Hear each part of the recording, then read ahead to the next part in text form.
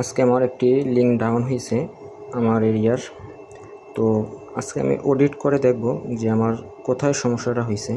তো এটি পরীক্ষা করার উদ্দেশ্য একটা যে ছোটোর ভিতরে খুব ভালো একটি ওটিডিআর, আমার প্রতিদিনের কাজে খুব ভালো একটা হেল্প হয় এটা দিয়ে।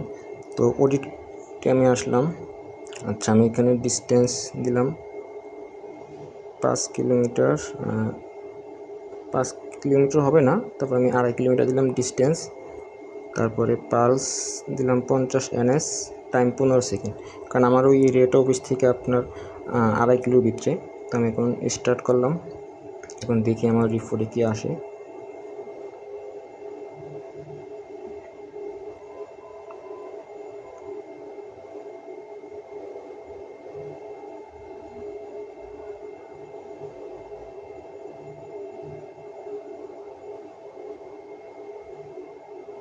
আচ্ছা, এখানে আমার দেখাতেছে 1282 মিটার, তার মানে 1 কিলো 282 মিটারের মাথায় আমার সমস্যা।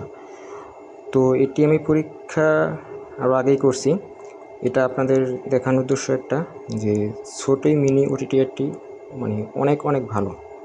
এক্সপোজ যেরকম একুরেট রেজাল্ট দেখায় এটা একদম সেম, একদম আমার 1 কিলো 282 মিটারের মাথায় সমস্যাটা আমি পাইছি।